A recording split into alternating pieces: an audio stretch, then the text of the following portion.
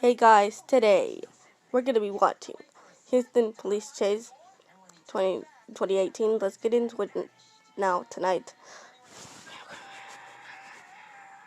Bam! Let's watch it now. Okay, you're following a police presence. You're following a police presence on Highway 59. They're right behind. They're following that gray silver Volvo, and which is the northeast side of town. We're gonna let you listen there. It's been followed and surrounded by several police officers. It's the Houston Police, as well as the county is out there. They have been on this guy for probably the last 10 to 15 minutes or so, and he just does not want to stop. The question is, what is his plan, and what does he want to do? I don't know whether we have Don Armstrong and Live in Sky High. Not sure who is up there, but once I get word on who is up there, they can give us a little bit further word as well on what's happening. Don Armstrong. Don, are you there? Yes, sir. Okay, Don, yeah, what can you tell us? I mean, as I've been watching this, it's just, he's not really going at a super high rate of speed, but he's certainly moving along at a clip that he clearly doesn't want to stop. No, does not want to stop, and as you can see, the sheriff's car just joined in on this, mainly being chased by HPD. I think that's the way it started. We're coming up here on the Beltway, and as you can see, it looks as though that car is going the speed limit, to be honest with you, Mark. It first was reported as a slow speed chase, but it's neither high nor slow. It looks like it's going the speed limit. We don't know why this car is being stopped or had tried to be stopped, and why they are on the run. But obviously, as you can tell, that they're not pulling over for the number of deputies that are behind them, as well as Houston police officers. This is, as you mentioned, going on now for about 10, 15 As you mentioned, you heard Don Armstrong from Sky High going on for the last 10 or 15 minutes or so, and at one point, just before the newscast started, they started with this chase, and the car is going at the speed limit, to be honest with you. But you get towards the Humboldt, they're gonna be headed onto North Beltway, and again, as they mentioned, going on now for about 10-15 minutes. And one point, they came to us just before we started making a video as well. This is the East Tex Freeway. This is the East Tex Freeway. They're going to be approaching the Beltway as well. It's an HOV. They're going to be approaching the Beltway, and that is correct. We're going to be coming up onto Intercontinental Airport. Whether they're going to let us transition through the airspace. And now they're right behind that vehicle. You wonder whether he's going to take. You see cars pulled over. Way ahead, sort of clearing the path. It's sort of clearing the path. Very dangerous, especially when you get a high-speed chaser, high-speed runner here. You know, when you have a high-speed runner here, on and off the freeway, and what they always attempt to do is just try and clear the path. Well, it's amazing that at this time. That is amazing. That is amazing at the time of the afternoon rush. Based on the speed of the car, you can tell that it's just not a problem. Going slower than the rest of the traffic. Going slower down the rest of the traffic. That was all the interchange. What you saw before that is wide shot. That was the northbound Beltway. So here they continue to move. And if at this point they're reaching Kingwood soon, and who knows how long he's going to stay on this. So they continue to move. How long he's going to stay on the Interested freeway? in making any exit. Interested in making any exit? It doesn't appear to be. Nope, it doesn't appear to be. Looks like lane number 2 from the left. They're headed out to East Texas. It's amazing that we're doing the speed limit here. Going the speed limit there. We're not quite sure why they allowed it to. Not quite sure why they allowed this to continue. It's certainly annoying that all of the traffic is backed up, and this All of the traffic is back up. This is going to be a scene when when this finally comes to an end. Excuse me. They certainly had opportunity. As well, the county, they had surrounded this vehicle. They were right there on that side of it. They could have easily done a pit maneuver, or it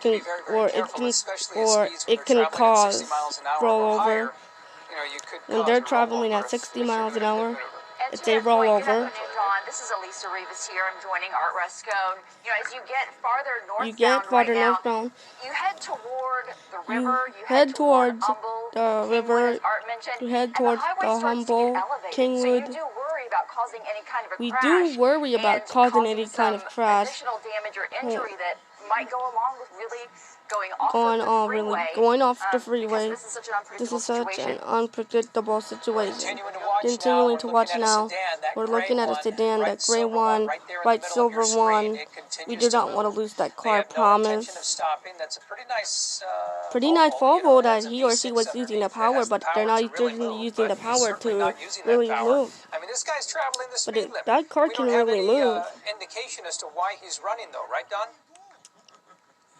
No, not as we know so far, Art. It just appears as that we're doing the speed limit in lane number 2, and we are headed northbound out of town, headed up to East Texas. Headed up onto East Texas Freeway. Maybe he just thinks he's just out on a Sunday drive. So they just called HPD. So they just called HPD to provide some backup. We don't know why. We're trying to gather You head towards when they're gonna lay out. So go ahead. They can go ahead and lay out some spike strip. Multiple agencies clearly involved here. Houston Police Department is still, as well as the county, Chambers County. It started in Chambers County. They called and asked for some help from HPD. Wow. Oh, okay. So if it started in Chambers, that's way south. It started in Chambers County. So they are now passing through Humboldt, getting up towards They're passing through Humboldt, getting up towards Kingwood. If we can see any other law enforcement, local PDs joining in the chase, the same ones following the driver. We did see HPD. They did see the HPD and the Harris County Sheriffs. Yeah, they saw that. They did see that. We did see the Harris County Sheriffs and the Chambers County Sheriffs.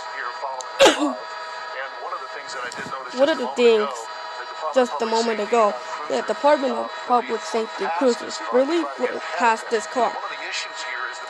One of the issues here is maybe they're going to place out the spike strips, so they can go ahead and place out the spike strips. So that officer can go ahead and lay out spike strips. Lay out some spike strips. So they can go ahead and lay out spike strips. Where they get affected by spike strips. As well. This is going to play out, or I'm not sure. It's like, I've seen spike strips used many okay, times. that's why we've seen spike strips so many times. It's a 12-foot strip. We're talking about an entire freeway that is 40-50 feet long. They don't have a spike strip that long. They can easily maneuver those around those spike strips. And that they're hearing from the Chambers County Sheriff. This chase has been going on 20 to 25 minutes. It started in the traffic stop. No crime was committed, but there is the ability of the driver being impaired. As they've been watching this particular part of the chase, anyway, we haven't seen a lot of signs, a lot of erratic driving. The driver may be impaired. They're taking some extra precautions.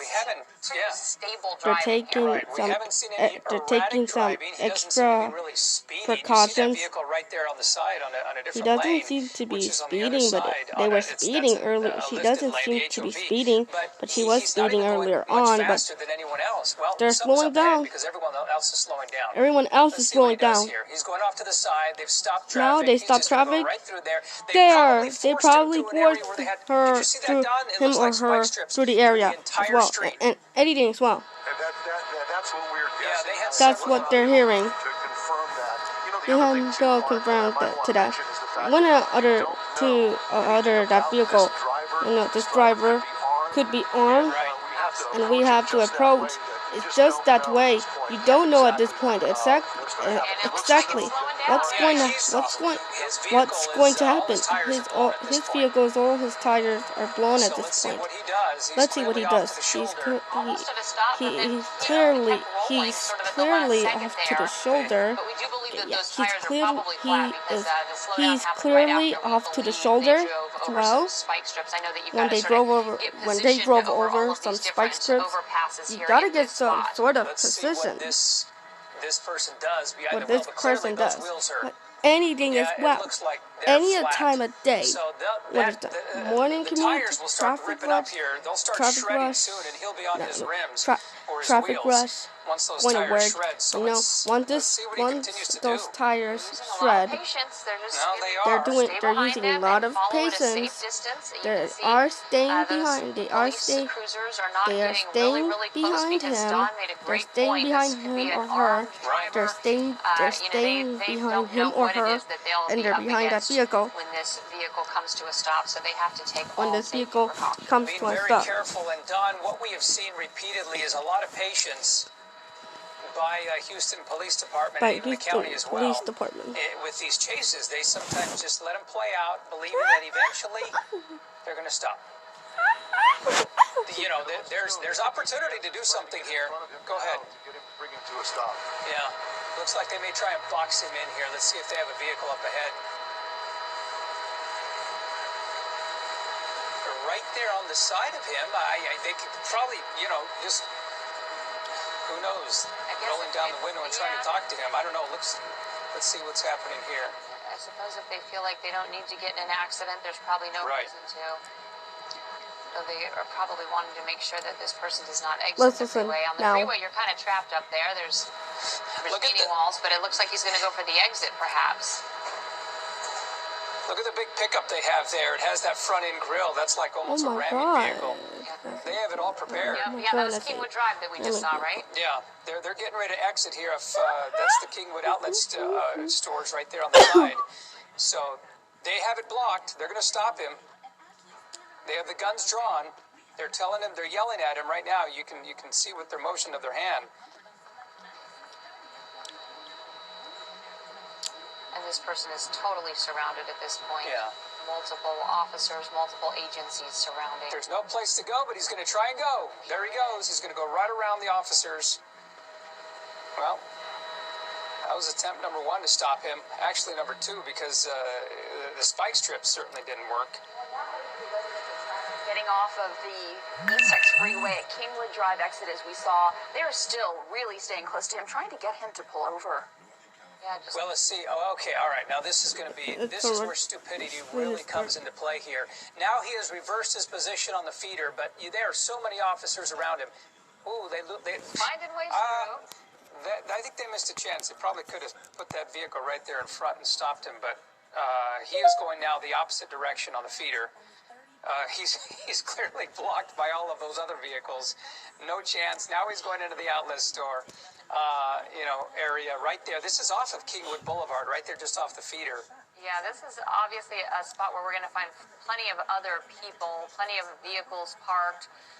And so, you certainly hope that people get the word that there's something going down and they need to stay inside and stay safe until this comes to an end, because, the officers are specifically not, engaging him with their vehicles. I have to charge the phone. I have to charge. They're just trying to let this my phone was play out. But it also 5%. looks like I have there's to some charge employees out my there phone at this as U-Haul well. It's location getting dark. that are probably sort of unaware of what's going on. Sort of unaware. They've come out with. They're trying to open the door now. Well, I'm sure they have. You saw the guns. The guns are drawn right there on that driver. Let's hope that he stops. They have the driver's door open. They have the driver's door open. They're yanking him or her out. That canopy is sort of in the way. The canopy is sort of in the way, but they're not able to complete the picture. He doesn't have a chance taking off once again. Well, the best that we can do right now, because of this canopy that's over the scene here, we're going to come around. And they're gonna come around. Got him on the ground now. Got him on the ground. This is where the potential impairment probably comes into play, because most people with that many guns on them probably would have popped out of that vehicle, but they literally did have to physically drag him out of that car. And now you can see these officers getting handcuffs on him and making sure that he is not armed, or she. We haven't even gotten a good picture of who this driver is. And again, if you're just joining us, this all started as a traffic stop, but no crime committed to begin with. They had reason to believe that this driver may have been impaired. It looks like this might be a woman, Don? Whoa, that might be a woman. She obviously is in tears. She's now handcuffed, and they are going to get her up, and they will search her. They may have to even bring in a female officer to do that. But at any rate, she does not, I really can't tell whether or not she is impaired, but there is a good possibility that may be part of the problem here. I'm not sure. Boy, this is rather a surprise ending. We did have another chase come to an end pretty recently with a woman, but that's actually pretty few and far between with as many of these chases as we have covered. Yeah, Eric Barajas here, just relieved Art, and yeah, luckily this came to a peaceful end. As far as we know, we didn't see any damage to other vehicles, no one was injured. They've gotten this lady out of the car now, and they're inspecting that vehicle as well as she's taken to the back seat of that patrol So car. we don't have time to watch 3 videos. We don't have time to watch 3 videos. We have time to watch 1 video as well. Absolutely, Don. We were talking about this as the chase went on. It It is looks like they're using 10:57. We don't some sort of a have blanket time. there to be able to conduct a Time search to on wrap this up. woman. And maybe even get her seated there, but They're gonna just get a her lot of seated there. patience that played out There's a throughout lot of this patience chase that went really across that much of our went city up on the north side, and cooler heads really prevailing the whole cross. time, right? Listen. Well, Oh, that's right. I mean, 10:57 we're Mom. very thankful that it ended this 10:57 way. Mom. You know, it's a Yeah, shame Mom. that these chases have to go Good night. on as long as they do. So it's But, really sometimes, 10:57. in this instance, it appears as though 10:57. that all of that played out. It's really played out well because 10:57 nobody seemed to be p.m. So Yeah. John, what was also interesting about this chase is we've seen now so many we here don't in have the Houston time. We're area, gonna have to watch unfortunately. this video It seemed again. like there were tomorrow. different tactics used. We saw a Tomorrow's lot a of short boxing day in, a really lot of in the high vehicles school. getting I out get of out the at car. 12:37. So many So times it seems like they just stay behind Listen. several vehicles behind the vehicle that's being chased. It seemed like we saw different tactics and different maneuvers used by police on this one. What you also have to understand, Eric, is the fact that you've got multiple agencies involved: Houston Police Department, Harris County Sheriff's Department, Public Safety, and who knows who else is there. Thank You've you also got airborne, so for there's a watching. lot of communication amongst all of the officers, and not all are trained exactly the same way. So they all kind of have to get on the same page, and sometimes that can be difficult, as you can imagine, in a fluid situation like this chase. All right, we want to mention as we continue our coverage here that you are now watching Eyewitness News at 4 p.m. And if you are just joining us, we'll get you caught up on what's happening here. We believe this chase started in Chambers County, and the Chambers County Sheriff says that a crime was not committed to begin with here, but they had reason to believe that this driver could potentially be impaired. As the chase continued, they called HPD to provide some backup, and this is where we saw this play out. Right along the East Tex Freeway, past Beltway 8, up through northeast Harris County. And Don was just talking about some of those tactics, all those different agencies and authorities staying some distance back. And then at one point, they managed to get the 59 totally closed and get spike strips across every single lane of that freeway, so that no matter what, this vehicle was going to end up running over those spike strips. That's actually a pretty incredible feat, because they're having to call up ahead and get all of those lanes closed down. We saw a total stoppage of the traffic there, and it worked very effectively, because right after that happened, this went from probably a 60-mile-an-hour chase to about 15 miles an hour, and we saw it end really right after that. Yeah, again, luckily, no damage as far as we know that we can tell from watching this chase for at least more than last a half hour. So good news there as well. Yep. Okay, well, let's get some more breaking news right now. We'll get updated on that car chase a little bit later on. But right now, the Texas Education Agency has suspended the Rhodes School on Wallaceville Road for fire